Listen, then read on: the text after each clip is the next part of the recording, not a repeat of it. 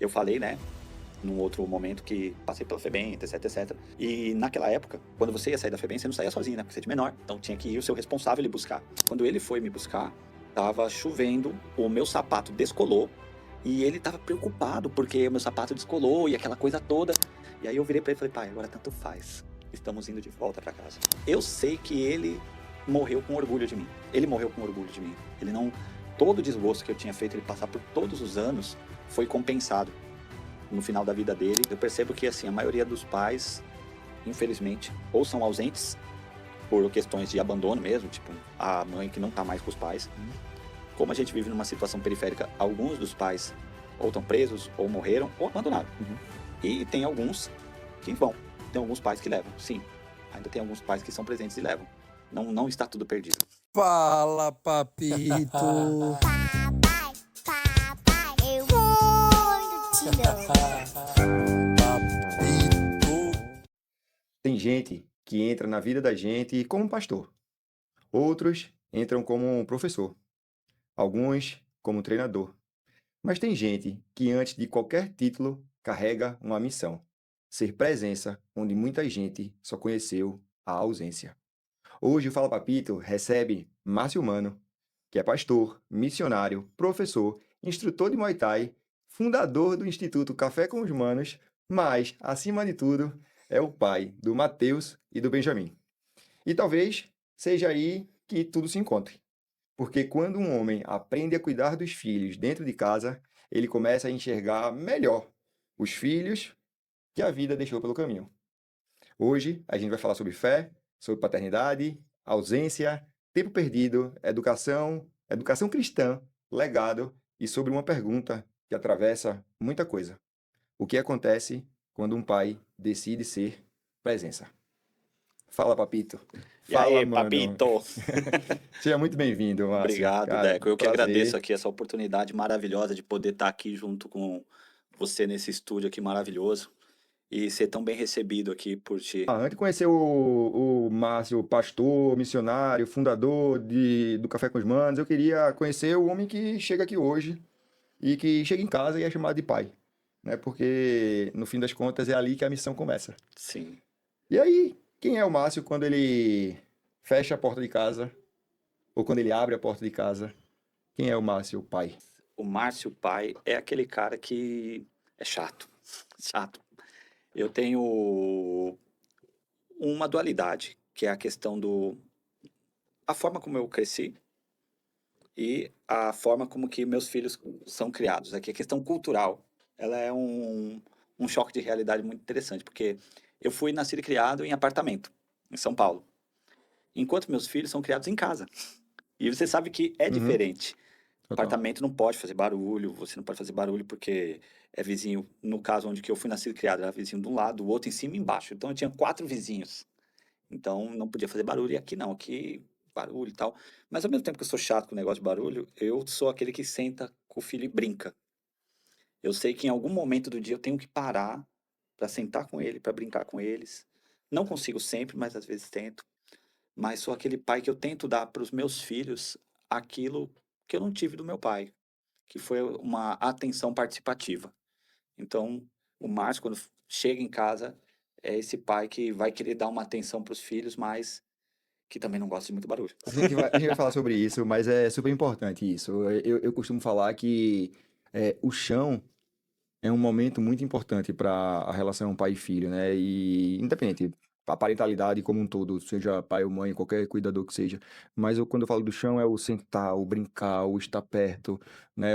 E aí também depende, tem Descer no desde mesmo nível, né? Olhar nos olhar nos olhos, olha. olhos, exato. E não necessariamente a gente precisa ter todo o tempo, muito tempo, todos os dias, mas sempre que estivermos lá, que estejamos por inteiro, né? Assim, uma Pois das é. coisas que eu digo que mais me incomoda é quando eu tô no celular e Maria, que tem 6 anos, diz, pai, deixa o celular? Cara, isso é ruim, né? É ruim, é ruim, é ruim. Vamos lá. Como é que a chegada de Mateus e do Benjamin transformou você como homem? Existe um Márcio antes e depois da paternidade? Sim, com certeza. O Matheus, a história do Matheus é interessante, porque assim, quando eu me caso com Diana, ela já tinha 39 para 40. eu sou 8 anos e meio mais novo do que a minha esposa. Uhum. Então, quando eu me caso com ela, eu tinha 32 na época, e ela estava já caminhando aí para os seus 40, caminhando adiante.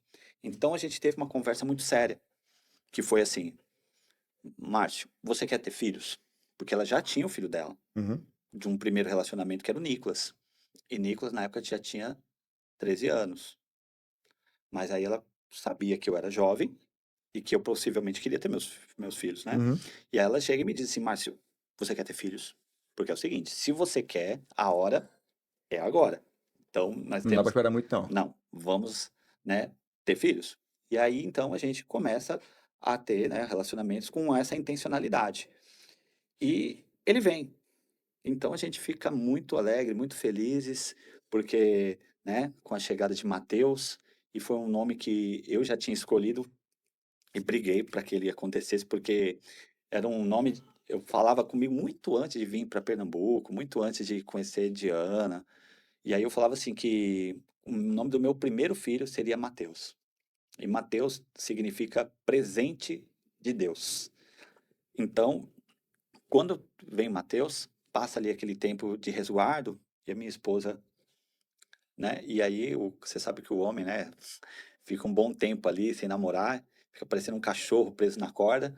E na primeira oportunidade que eu tive, namorei com minha esposa. Pensa que não, ela engravida de Benjamin. Eita, então os meninos são bem próximos à idade dele. 11 meses de diferença. Durante um mês ali, é de 4 de janeiro até 1º de fevereiro, eles têm a mesma idade. Então, no próximo 4 de janeiro, que vai ser agora de 2027, os dois vão ter 9 anos E durante esse mesmo. passam com a mesma idade. São irmãos gêmeos. Pergunta pra mim, Eles eles são são gêmeos? Eu falo, quase. Quase. Foi por pouco. Foi por falta de vontade, não. Mas foi porque, como não aconteceu, né? A gente tentou agilizar. Aí já o Benjamin, ele veio pela vontade de Deus, né? É o nosso presente também. Mas ele não veio com essa intencionalidade. Então, é essa questão. A gente fala isso não para desmerecer, não tem nenhum demérito, e a gente, quando trata com ele sobre isso, Uhum. deixa bem claro que os dois são amados de igual forma. Mas um foi pela nossa vontade, que a gente queria ter um filho, o outro veio pela vontade de Deus, mas os dois são amados. E eles são muito parecidos ou eles são bem diferentes? Como é o temperamento deles? Ah, são bem diferentes. São bem diferentes. O Mateus, ele é mais emotivo. Então, o Mateus é aquele cara que ele chega, ele te abraça, ele te beija, ele tem mais aquele lance do. Ele é mais sensível, então, tipo assim, ele chora, né? Às vezes, ou nervoso, ou triste com alguma coisa, ele chora. Já o Benjamin, não. O Benjamin é um pouco mais calado, mais centrado, mas ele também é mais irado. Ele se irrita mais fácil, fica bravo. Então, a gente tem que, às vezes, controlar ele, né? Ali dar uma regulada para que ele não possa descambar para outros lados. Eu até falo com a minha esposa, falo, olha, temos que tomar cuidado com o Benjamin. Benjamin tem um pouco de mim ali nele, nesse lado assim, que a gente tem que tomar cuidado. Precisa ser canalizada a energia dele. Tu me disse aí na conversa que a gente teve que uma frase bem assim: aprendi sobre o amor de Deus observando o amor que passei a sentir pelos meus filhos. Tu acha que tu já era um cara de Deus, da igreja, antes de ser pai, mas tu acha que o amor paternal, o paternal, o ser um pai presente, querer fazer aquilo na vida dos seus filhos, isso teve efetivamente mudança na forma de olhar e entender o amor de Deus? Cara, falando a partir de um ponto de vista teológico, o que que acontece? A gente fala muito na fé cristã, seja ela protestante, católica, na fé cristã como um todo, a gente tem muito bem estabelecido o conceito de misericórdia. Só que a gente não entende a misericórdia na prática. A gente pede a Deus misericórdia. Senhor, tem misericórdia de mim, misericórdia pelos meus pecados, etc, etc, me perdoe isso e aquilo. Mas fica uma coisa meio abstrato, porque a gente está aqui na terra, Deus está lá no céu, e a gente fica um pouco distante. Mas quando você tem um filho de 2, 3 anos de idade, que ele vai, pega um objeto seu e quebra. E ele faz assim uma besteira, alguma coisa que você fala assim, poxa, de repente deu uma vontade de dar um tapa no bumbum dele ali, mas aí você fala assim, ele merecia aquele tapa, mas eu não vou dar porque eu amo. Aí você entende o que é misericórdia. Deus age com a gente assim. Porque quantas vezes nós deveríamos ter sido punidos, não porque Deus é mau, mas como uma consequência do Da nosso falha do ato. erro. do nosso erro, mas Deus deixa de pesar a mão em nós, porque Ele nos ama. Não é que Ele se exime de nos corrigir, pelo contrário, porque a Bíblia diz que o pai que ama corrige seu filho. Mas a misericórdia dele é muito maior do que a correção. E a palavra diz que o amor de Deus nos constrange. Então, é esse ato de amor tão grande que faz com que a gente aprenda sem precisar, às vezes, sofrer algo drástico, né? E eu comecei a entender isso com os meus filhos, porque, poxa, você às vezes vê eles fazendo alguma coisa e você começa a notar. E Deus olha pra gente assim. Ele sabe quando a gente faz alguma coisa com intenção de fazer algo ruim, e ele sabe quando a gente faz alguma coisa porque a gente é ignorante. Uhum. Então ele olha pra gente e fala: não, ele não sabe o que ele tá fazendo. Lembra o que Jesus falou na cruz, quando estava sendo ali, né? Pai, perdoa eles, porque eles não sabem o que fazem. Misericórdia. Um pai que passou por aqui outro dia, ele falou, cara, ninguém nunca mexeu no meu controle do videogame. Mas minha filha com 7 meses, pinta e borda com ele e eu não faço nada. Eu, tá vendo? É isso é ser pai, velho, isso é ser pai. Mas, mano, uma coisa que eu penso assim é que nenhum pai, ele nasce sabendo, né? Assim, a gente... Mas assim, a gente também não nasce do zero. A gente, antes de ensinar, a gente recebeu alguma informação. Mesmo que a gente não... Diferente da mulher, que é muito comum a mulher ser preparada para ser mãe, o homem não é preparado para ser Não. pai. Mas a gente carrega exemplos, a gente carrega cicatrizes, lembranças boas, sejam elas boas ou ruins, né? Mas muitas vezes, sem perceber, a gente termina que traz o que a gente viveu para os nossos filhos. E aí eu queria entender um pouquinho disso. Como foi a tua relação com teu pai? Como é que como é que isso reverbera hoje com Mateus e Benjamin? O meu pai, ele tinha uma coisa muito interessante, que ele assim, ele sempre foi um homem do trabalho. Então eu conheci o meu pai no sentido assim de entender ele como homem, como pessoa, né, como ser humano, como um homem de responsabilidade. Então ele sempre foi aquele provedor, Uhum. ele que pagava a conta lá de casa. Todo dia ele chegava em casa com uma sacolinha, era de lei. Inclusive foi isso que o matou depois. Porque na época da Covid não precisava ele ir para a rua comprar as coisas, mas ele tinha o vício de todo dia ir no mercado comprar uma coisinha. Então meu pai era aquele que vinha sempre com uma provisão. E eu achava maravilhoso o seguinte, que o meu pai nunca se furtou da responsabilidade dele de ser essa pessoa que provê. Então poderia não ser muito, não poderia não ser luxo, mas o básico nunca faltou. E ele deixou isso marcado em mim, num sentido de que ele não era presente comigo no dia a dia. Ele nunca foi aquele pai. Eu não lembro de uma vez de ele sentado comigo no chão. Com isso, não tinha. Então, isso reverbera hoje, por exemplo, no que eu tento fazer isso com os meus filhos. Todo dia, toda hora? Não. Mas uma vez por outra, tem hora que eu olho assim para eles, brincando, dá um estalo em mim, eu falo: não, deixa eu parar tudo que eu tô fazendo aqui, deixa eu sentar ali. Eu preciso estar com ele ali. Uhum. Porque hoje eu sinto que esse momento ele é limitado. É só um período da vida. E tá acabando. Porque Mateus tem 9, Benjamin tem 8. Então esse tempo tá acabando. Logo mais ele vai ter 11, 12, ele não vai mais sentar comigo para brincar no chão. Pesquisas dizem que 90% do tempo que os filhos passam com a gente é até os 12 anos, viu? Então, Então tá acabando. Eu já aproveita. tô sentindo isso. Eu já tô sentindo isso. Então essa presença do meu pai em responsabilidade reverbera e também ter responsabilidade com meus filhos. E em contrapartida de não querer fazer as mesmas coisas que o meu pai. Então tem esses dois lados da situação. Mano, como era o nome do teu pai? Miguel, Miguel e o nome de algum dos meninos tem Miguel. Mateus Miguel. Mateus Miguel. Em homenagem. Foi Homenagem. homenagem. Então, o maior ensinamento que ele deixou pra você foi essa questão do compromisso, do Não, prover, ou tem mais alguma coisa que eu acho que não foi faz ele lembrar dele? eu acho que não foi o maior ensinamento, foi algo que me marcou.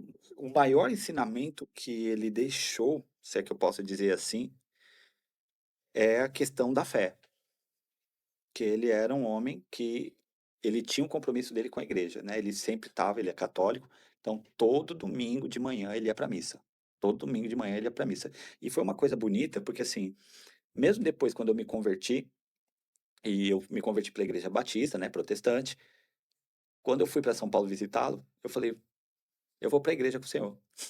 Aí ele ficou surpreso, ele falou assim: mas você não é evangélico, não é crente e tal, você vai para a igreja comigo? Tipo assim. Aí eu falei: o padre vai falar de Jesus? Ele falou: vai. Eu falei: então tá tudo certo.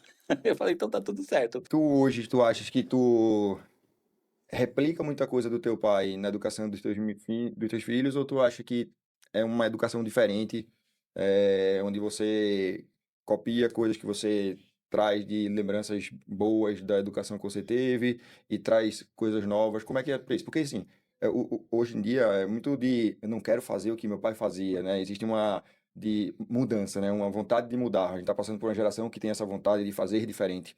Como é que tu se vê nisso em relação? Tu acha que os meninos crescem vendo o avô, o pai que viu o avô, ou é um pai que completa o avô de alguma forma? Você mesmo tinha dito anteriormente que não tem um manual, né? Não tem um manual para ser pai.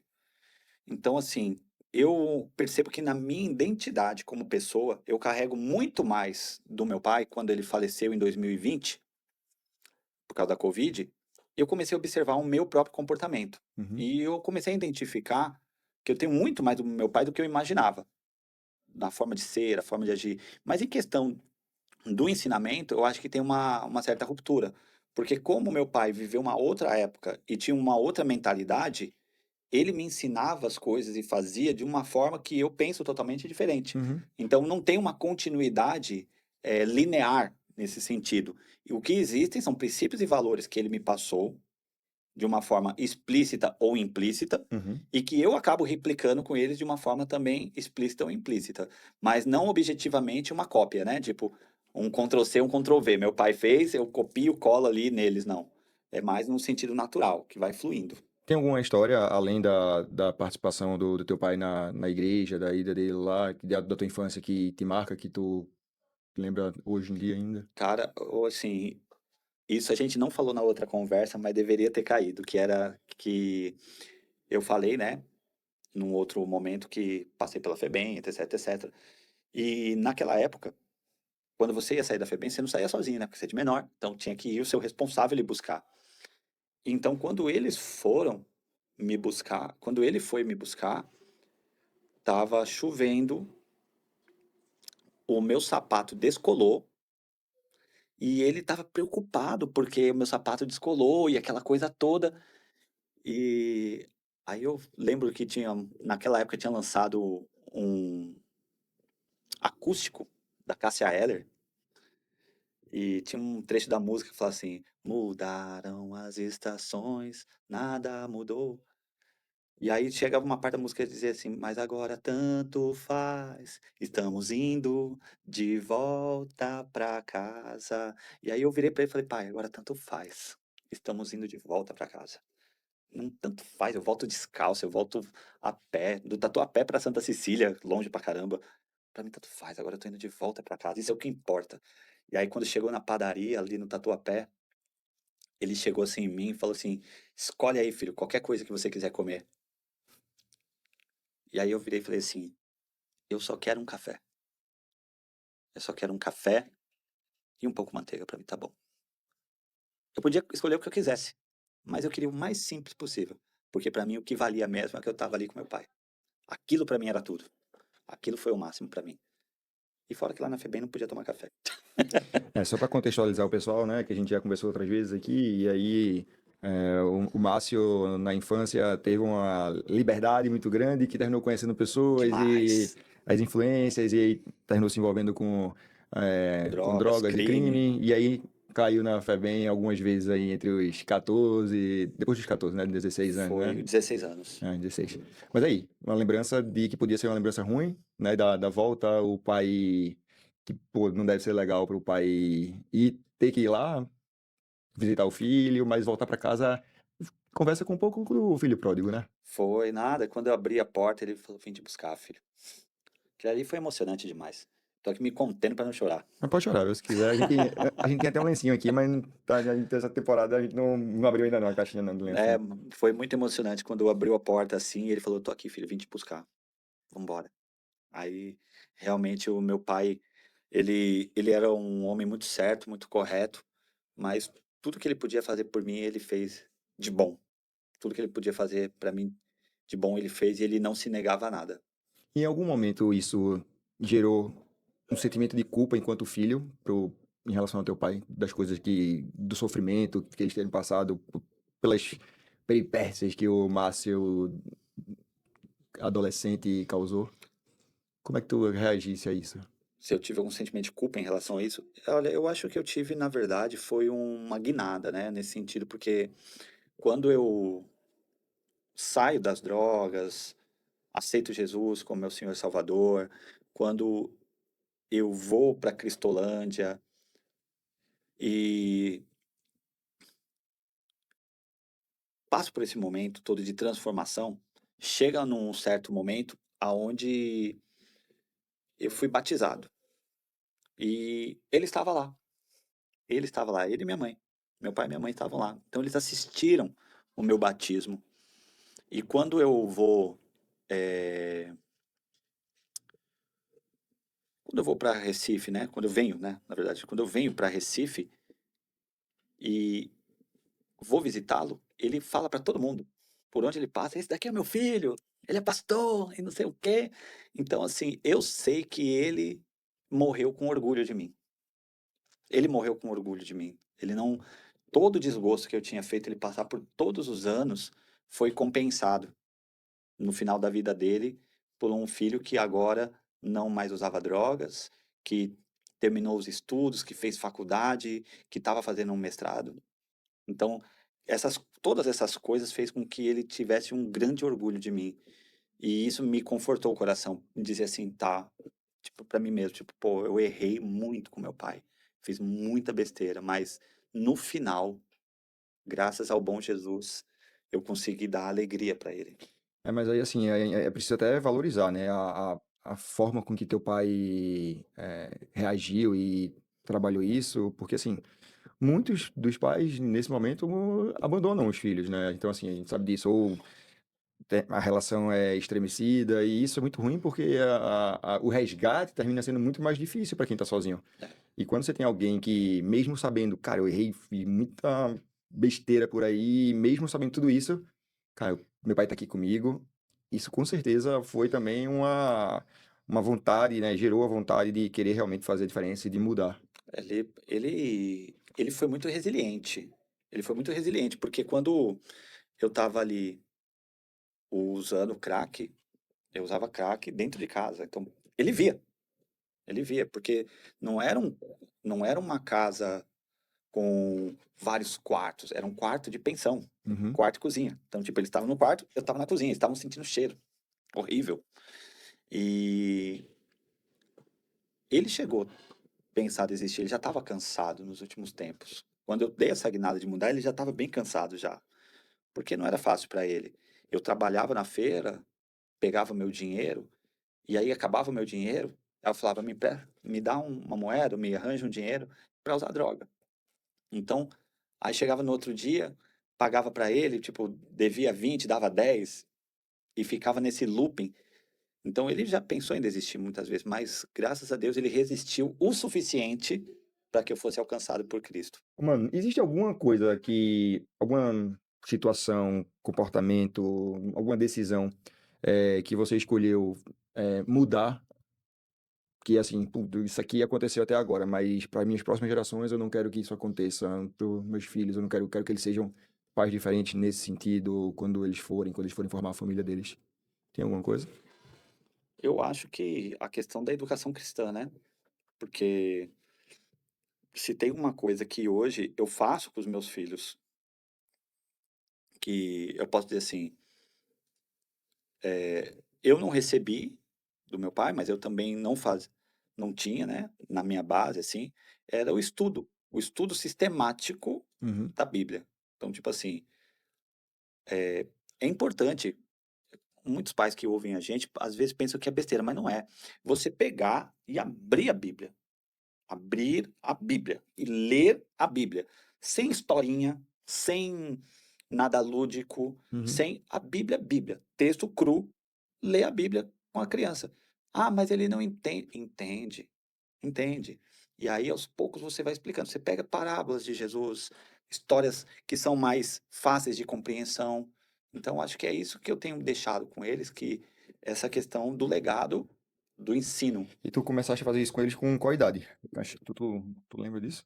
Lá na igreja, na verdade, que eu faço parte da Igreja Batista da Capunga, onde eu sou membro, A criança, quando ela é apresentada, que nós temos essa prática, né? Nós não batizamos, mas nós apresentamos a criança, aí o pastor pega a criança no colo, faz uma oração. Nesse ato, a criança ganha uma Bíblia, a Bíblia da criança. Então, bem pequenininha, ela já ganha essa Bíblia, que são com historinhas. Aí, essa sim, com historinha lúdica, Uhum. etc., com os desenhinhos. Então, desde pequenininho, desde os primeiros anos ali, ela já vai tendo esse contato. Mas Então, ao passo que eles vão crescendo e tendo entendimento, e aí tu já vai trazendo para a Bíblia tradicional, sem ter a parte lúdica, mas para que eles entendam, mesmo que do jeito deles e como a gente consegue explicar. isso, isso. Tem aqui também uma Bíblia que é muito interessante, que é uma Bíblia em mangá, que Hum. ela é, já viu? Já vi, mas assim, eu nunca. Eu sei que existe, mas nunca. Então, essa Bíblia em mangá, ela é bem interessante, principalmente para criança e jovem, adolescente também, Uhum. porque ela tem ali as imagens das cenas, né? Porque às vezes a gente vai ver lá Sansão. Aí você vai lendo a história de Sansão, você fica imaginando como que foi Sansão derrubando os filisteus com a queixada do jumento. Aí lá no mangá não, tem o Sansão todo fortão com a queixada dando nos caras. Então isso traz uma questão mais lúdica, né? A criança viaja nisso. Então a gente tinha dessas bíblias, tinha outras também. Então a gente sempre trabalhou essa questão. E vai se fazendo, como você disse, à medida que a criança foi crescendo. Mas a Bíblia crua, vamos dizer assim, só o texto, eu acho que foi nos últimos 3 anos. Nos últimos 3 anos que a gente tem trabalhado mais isso. Então podemos colocar ali que entre 6 e 7 anos que eles começaram a ter o contato com essa Bíblia de forma mais Uhum. crua. Vamos falar um pouquinho então agora sobre a paternidade e a missão que o mano exerce aí no mundo. Seja como pastor, seja como uma pessoa que conduz um projeto social. O teu olhar de pai fez com que aquela mudança de olhar para crianças em situação de vulnerabilidade, eh, a escolha de trabalhar com crianças, será que influenciou a paternidade, por já ser pai? Veja bem, a nossa escolha, ou vamos dizer assim, a nossa condução para essa mudança, para esse caminho, ela também se deu através de uma questão que é o seguinte: nós tínhamos um trabalho com sopão. Uhum, E nesse trabalho com sopão, como que nós fazíamos? Nós íamos numa praça que tem aqui em Recife, que é a Praça do 17, não sei se você conhece. Fica ali próximo do Cais do Apolo. E nessa praça, nós fazíamos uma fila e as crianças, e dava as crianças não, e servia sopa para os adultos. uhum, Só que as crianças ficavam à margem, porque a maioria das crianças, não vou dizer a maioria, mas boa parte delas não gosta de sopa. uhum. E aí elas ficavam soltas ali. Então a minha esposa teve uma ideia de começar a fazer um trabalho lúdico com as crianças. Então a gente tinha uns fantoches. Eu deveria ter trazido fantoche, né? Que é um fantoche, é o vovô. Então, ele bota a mão por dentro assim, fica fazendo, né, a gesticulação e contando a história bíblica para as crianças, agora com o fantoche. E entregava para as crianças ali um cachorro quente e um chocolate gelado. Porque Recife é quente, né? Vai entregar chocolate quente para as crianças, que fosse São Paulo combinava mais. E ali a gente começou a ter esse trato com as crianças. Aquilo foi despertando na gente também essa visão de trabalhar de forma mais objetiva com as crianças. Dali que surgiu a ideia do café com os maninhos. Uhum. E a gente começou a fazer evento e tudo mais com as crianças. Aí depois o trabalhar com as crianças foi um desdobramento desse princípio de trabalho. E as crianças que hoje participam com vocês do projeto, elas hoje, aí eu vou falar muito pela percepção, pelo estudo, pelos números, dados, censo, tudo isso. Elas hoje, a maioria delas provavelmente vai com a mãe, né? Que a mãe que leva até o projeto. Isso. Tenho alguns pais, eu percebo que assim, a maioria dos pais, infelizmente, ou são ausentes por questões de abandono mesmo, tipo, a mãe que não está mais com os pais. Uhum. Como a gente vive numa situação periférica, alguns dos pais ou estão presos, ou morreram, ou abandonaram. Uhum. E tem alguns que vão. Tem alguns pais que levam, sim. Ainda tem alguns pais que são presentes e levam. Não, não está tudo perdido. E tu acha que, de alguma forma, essas crianças que. E aí entra tanto o mano do instituto quanto o mano pastor, essa ausência hoje paterna tão evidente, tão recorrente, é, você chega a se tornar uma figura que representa essa paternidade para muitas dessas crianças. Sim, eu já notei isso já. Que tem alguns que a gente assume essa posição. Engraçado que tem uma mãe que chegou lá uma vez no instituto e falou comigo num tom que eu olhei assim pra ela, primeiro pensei: "Que desaforo, por que que ela está falando assim comigo?". Eu acho que ela está confundindo as coisas, mas depois eu pensei melhor e eu entendi o que que ela estava fazendo. Que ela disse chegou falando assim: "Olha, fulano não está obedecendo, pode dar pode dar umas palmadas nele, uns croques nele, eu permito". Aí eu falei: "Não, eu não vou tocar no seu filho de jeito nenhum". Eu falei: "Você tá louca? De jeito nenhum". Mas aí depois eu pensei comigo e falei: "O que ela tá falando pra mim é o que ela diria pra um companheiro dela Uhum. corrigir o filho dela dentro daquilo que fosse cabível". Aí eu entendi o que ela quis dizer. Ela tá transferindo pra mim a figura de pai. Uhum. Só que aí, lógico, eu não vou assumir esse lugar de forma efetiva, mas eu entendi que ele precisava de ser orientado. Uhum. E É, aí eu assumo esse lugar, agora não como pai, de fato e de direito, mas como um pai educador. uhum. Aquele que mostra um caminho e fala: "Olha, por que que você está assim? Não está obedecendo sua mãe? Obedeça sua mãe, ela te ama tanto e tal", e vou ali mostrando para ele o bem, né. Tu falaste no começo sobre a questão do prover, e aí o prover, procriar e proteger é muito do que a gente tem dessa visão paterna mais antiga, né? Hoje em dia a gente entende que tudo isso se divide muito com as famílias, entre as famílias, né? E uma das coisas que acontece é muito isso aí, porque na psicologia, por exemplo, se fala sobre o binômio que é o cuidado e a autoridade, Sim. o amar e a autoridade. Então, é como se a mãe fosse responsável por cuidar, por amar, e o pai fosse responsável pela autoridade. Então, É e a aí lei e a justiça. exato. E aí chega uma hora que, peraí, ele não tá me ouvindo, eu não consigo mais, né? Eu preciso de alguém que me ajude com isso. E eu acho que deve cair muitas vezes pra você essa posição, sabe? Eu costumo brincar que o pai é a lei, porque a lei é mais dura, né. E a mãe é a justiça, porque a justiça é onde vai dizer: "Opa, espera aí, você está excedendo sua força, calma, pega leve, não é por aí". Mas a gente gosta de não interferir na vida das crianças dentro dos seus âmbitos familiares, Uhum, porque não compete a gente interferir nesse sentido. Mas quando a gente percebe que o pai e a mãe perdeu a mão, e acontece, né? uhum, Perdeu a mão, perdeu o tom. Às vezes a gente chega com um jeitinho e fala: "Vem cá, mãe. Vem cá, pai, olha, presta atenção nisso daqui, olhe mais com carinho para esse sentido, observe esse aspecto", né? E vai dando um direcionamento para que eles possam, às vezes, até ver alguma coisa que não está vendo, porque você já deve ter ouvido falar daquela frase que quem está fora do problema, às vezes enxerga melhor do que quem está dentro do problema. uhum, E às vezes a gente tem esse olhar de dizer assim: olha, isso daqui está fora. Por exemplo, teve uma mãe que ela estava falando que não era nem uma mãe, eu acho que é uma tia, alguma coisa assim, estava falando que o filho dela que a criança não tinha condições, que a criança tinha dificuldade para aprender, só que estava falando isso na frente da criança. Aí eu virei e falei assim: "Ó, pare de falar isso na frente da criança", porque tem o reforço positivo, né, e claro. existe o reforço negativo. Quando você fala na frente da criança que a É, criança não consegue, que ela não pode, você ela, está invalidando uhum. as capacidades dela. Aí eu falei: "Você pode pensar isso a E ela respeito, começa a ter a certeza de que aquilo é verdade acreditar naquilo". e quando a crença bate, fazer aquilo mudar é bem mais difícil. Aí eu chamei ela e falei: "Ó, pare de falar isso, não fale isso na frente da criança. Você pode até pensar tudo isso sobre ela, mas não diga isso na frente dela. Trate isso comigo sem que ela ouça". E aí a gente vai reforçar o quê? As qualidades. "Opa, deu certo, é isso mesmo, vai, você consegue, vamos". E sempre incentivando. Uma coisa que eu fiquei pensando aqui, os meninos têm mais ou menos a idade do projeto, vamos dizer assim, eles cresceram junto com o projeto. Tu acha que em algum momento o trabalho, o dia a dia, a rotina atrapalhou um pouco a presença, o estar junto, ou sempre deu para gerenciar isso e sei lá, cara, sinto falta, talvez em um período X eu podia ter estado mais perto, alguma coisa assim? Eh, em questão do projeto, eles nunca atrapalharam, porque na verdade eles fazem parte do projeto, como você mesmo disse. Então, quando o Matheus e o Benjamin, quando a gente inicia o projeto do Café com os Manos, Benjamin tinha 5 e Matheus tinha 6.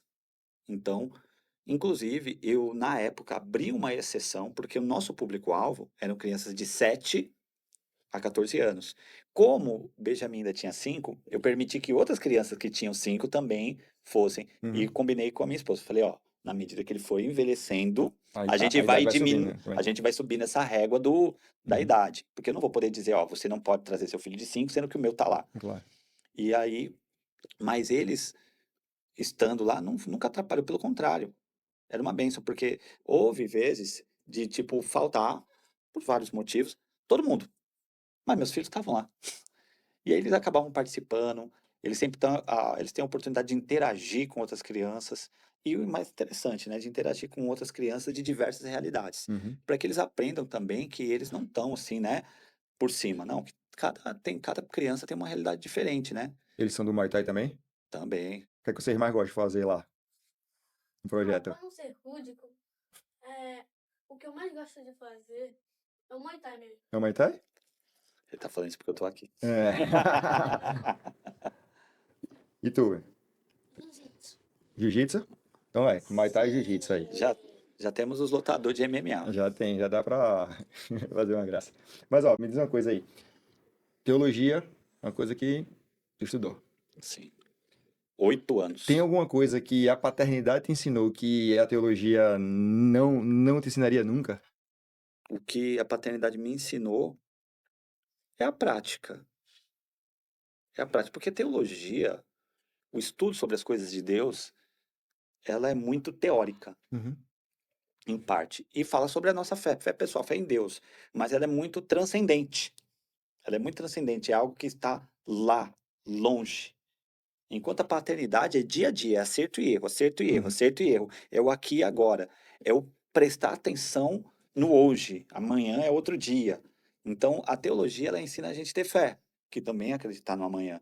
Mas o paternidade tem a ver com você. Eu poderia fazer uma fusão, vamos dizer assim, entre um e outro, dizendo assim que enquanto na paternidade você tem que colocar sua esperança em Deus para que ele possa prover hoje, porque você tem que levar comida para sua criança, a teologia mostra para você ter fé em Deus amanhã, porque amanhã verá um dia melhor.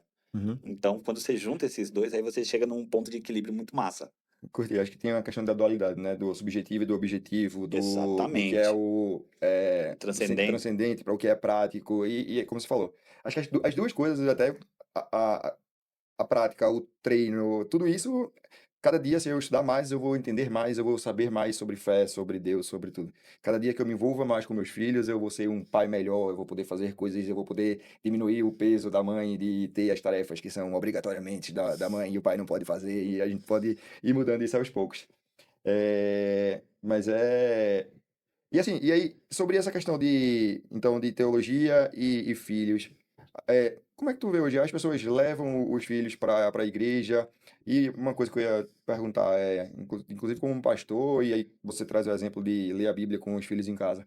A questão vamos falar do sermão, para a criança, como é que você orientaria os pais sobre isso, no sentido de levar só para a igreja é suficiente?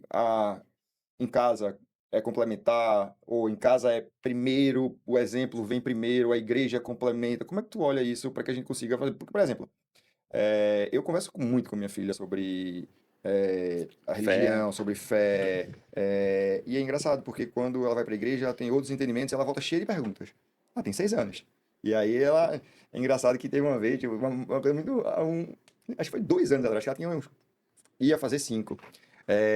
No Réveillon, na casa do lado, o pessoal botou umas velas assim na mesa para enfeitar. Ela olhou assim e fez: Ô pai, é uma igreja aquilo ali? Porque ela vinculou as velas, assim, uma coisa mais. Sim, E por coincidência o pessoal fez uma oração e tal. Aí acho que ela teve certeza associou. naquela hora, né, que era uma igreja.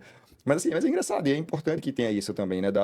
E eu acho que muitos pais colocam a responsabilidade na igreja por não saberem até às vezes o que responder ou como fazer. A igreja, ela é uma extensão do nosso lar. Então, na realidade, e isso acontece não é só com pais despreparados, pelo contrário, até com filho de pastor também, e pastor, pessoas que já têm um conhecimento teológico e tal. Porque tem um problema que é o seguinte, já ouviu falar naquele ditado que fala assim, casa de ferreiro, espeto de pau? Uhum. Casa de ferreiro, espeto de pau. Então, Na verdade, a gente que tem uma inclinação teológica ou um conhecimento acadêmico mais profundo, a gente tem que tomar muito cuidado. Porque às vezes a gente pode cair num legalismo, né? De sair daquele âmbito devocional, naquele âmbito discipulador e ir para um fariseísmo. Fariseísmo. Porque faça o que eu falo, mas não faça o que eu faço. Então, tem que começar em casa, obviamente, tem que começar em casa. Mas não é o começar em casa, é o como começa em casa. E eu acho que, como eu tinha dito sobre a questão do meu pai, muito mais do que ensinar abrindo a Bíblia e lendo, você vai ensinar nas suas atitudes. Porque a Bíblia ela está lá para ser lida e nós devemos ler. Mas se você ler a Bíblia e falar, aqui está escrito que não sai da sua boca nenhuma palavra torpe, que no original vai estar a ideia de palavra estragada, Uhum. uma palavra podre. Mas aí, quando você está com raiva, você fala palavrão. Então, existe Esse é o evangelho vivo, né, dentro essa de casa, né? discrepância. E às vezes não acontece por mal. Às vezes você está irritado e pode, mas não vigiou. Então aí vai ter que vigiar. Mas é em casa que começa, na prática, nas ações. E aí quando você tem boas ações, aí você consegue ir para uma boa leitura. E aí quando você une a boa ação com a boa leitura, vai gerar o bom fruto, que é o quê? Um ensinamento internalizado. Que aí a criança consegue desenvolver na prática dela no dia a dia. E aí ela vai para uma outra instância ainda, que é replicar para outros. Porque quando ela vê um coleguinha fazendo algo que não deve, Uhum. ela vai falar, não, não faz isso aqui não. Mas por quê? Não, porque papai do céu não gosta. Como papai do céu não gosta? Não, tá escrito na Bíblia que papai do céu não gosta disso e pronto. E aí, pronto, você criou uma tríade que tem como ser seguido. Agora, se você só falou que não é para fazer e faz, ela vai ficar em choque. Ela vai falar, ué, meu pai falou que não é para fazer, mas meu pai faz. Então, como eu vou ensinar pra pessoa? Eu ensino o que é para fazer ou o que não é para É o fazer? famoso não grite gritando, né? Cala a boca, menino! Fala baixo que eu tô falando.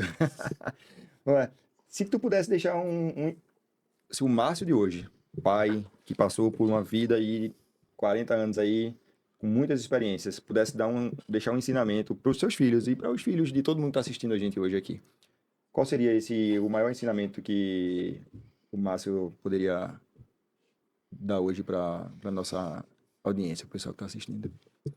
Eu diria para que os pais se dediquem sua vida para ensinar a criança o caminho de Jesus, a eles amarem Jesus, a eles seguirem Jesus e entregarem suas vidas a Jesus. Porque o próprio Senhor Jesus disse que nós devemos entregar nossa vida a Ele, né? Seguir, buscar o reino de Deus e a sua justiça. Buscai primeiro o reino de Deus e a sua justiça, e as demais coisas lhe serão acrescentadas. Então, se os pais se dedicarem a que seus filhos tenham um futuro próspero, o primeiro pilar é Jesus. Depois de Jesus, aí vão vir as outras coisas, como uma consequência natural positiva de ele ter essa base. Porque não vai adiantar de nada se seu filho for um ótimo aluno que saiba tudo sobre matemática, português, geografia, que seja aquele menino desenrolado, saiba mexer em inteligência artificial e que seja, sabe, o cara mais destacadão da escola, mas que não sabe nada sobre Jesus. Porque quando chegar no final da vida dele, ele vai olhar e falar: caramba, aprendi tudo e não sabia de nada. Aprendi tudo, mas não sabia de nada. O principal eu não sabia. E ele vai lembrar: poxa, meu pai e minha mãe nunca me ensinou sobre isso. Meu pai e minha mãe nunca falou para mim sobre isso. Por que que eles não me mostraram sobre isso? Porque é responsabilidade do pai e da mãe mostrar esse caminho para o filho. Não é de outro. Não é do Uhum. pastor, não é do missionário, não é de outra pessoa, não. É minha e sua.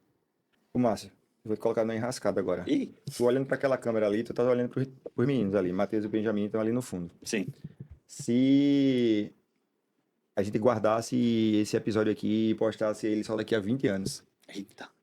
o que é que tu gostaria que eles lembrassem de Márcio pai? Qual era a mensagem que tu ia deixar para eles hoje do que tu fez, de como foi tudo isso, de como foi viver esse tempo com eles? Difícil, hein? Eu gostaria que eles lembrassem que eles tiveram um pai. Ó, ia chorar, hein? Que eles tiveram um pai que não era perfeito, mas que era humano, e que fez o melhor dentro das condições dele para que eles conhecessem a Jesus e estivessem firmados no caminho de Cristo. Porque isso para mim é o mais importante para a vida deles, é que eles conheçam e reconheçam Jesus na vida deles. O resto, Jesus vai abençoar eles. Minha esposa às vezes fala assim: Márcio, mas você não pode morrer agora porque você tem que criar os meninos. Eu falo: não, Jesus cria ele. Deus cria. O que ele tem que ter é Jesus. O resto é consequência. Eu quero que eles lembrem disso, que eles tiveram um pai que se esforçou e deu a vida para que eles pudessem conhecer Jesus. Massa. Ô, Matheus Benjamin, vem aqui falar aqui. Fica aí junto do teu pai pra gente fazer o encerramento. Pode ser? Pode, sim. Mas hoje eu queria te agradecer por esse papo. Diferente, né? Um Fala papo- papito com os filhos. É diferente, eu acho que é uma das primeiras vezes que a gente tem os filhos aqui durante o programa. E eu acho que falar na frente deles é até, de certa forma, vamos lá, eu vou usar o termo constrange, É desafiador. desafiador, né? Você Até tem que porque pensar no que você vai falar, você... tem que pensar, né? porque senão o eles- filho vai olhar e falar: você tá mentindo, pai. Ou então ele vai dizer, caramba, ele acha tudo isso de mim. Né? Assim, eu acho que é engraçado isso. Assim, acho que são coisas que eu gosto muito de conversar com o Maria e de falar. E eu dizer pra vocês, aproveitem o pai de vocês. Aproveitem um pai que é pai de vocês, mas que é pai de muita gente também por aí, porque Pô, escolheu fazer diferença na vida de muitas pessoas.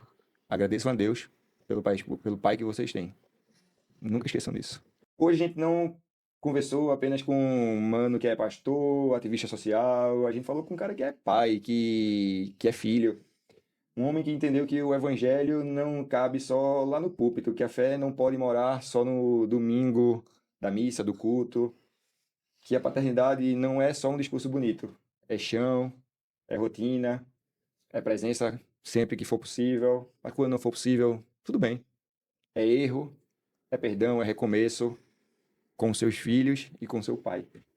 Márcio hoje lembrou que ainda existem muitas crianças que precisam dos projetos, mas muitas delas precisam muito mais do que dos projetos. Elas precisam de olhos que as enxerguem, de braços que as acolham e de adultos que não desistam das crianças. é verdade. E talvez essa seja a grande mensagem do episódio. Quando um pai se cura, uma casa muda. Quando uma casa muda, uma comunidade sente. E quando uma comunidade sente a presença de homens dispostos a cuidar, muita criança começa a acreditar que ainda existe futuro. E é para isso que a gente está aqui hoje. Amém. O Fala Papito é para criar um futuro melhor. O Fala Papito nunca foi e nunca será somente um podcast. Porque a gente acredita, porque eu acredito que a presença cura. E a presença com fé, ela é mais forte ainda. Que a gente entenda que prover faz parte, mas que a gente saiba que ser referência é muito mais importante do que o prover. É verdade. Mais uma vez, obrigado. Eu que agradeço, mano. Mano Deco. Cara, Deus abençoe o Satisfação, projeto, mano. abençoe a família. Eu tenho só que agradecer. A gente fica por aqui. Muito obrigado a você que chegou até o final. Mano Márcio, a gente vai ter todas as redes dele aqui no episódio.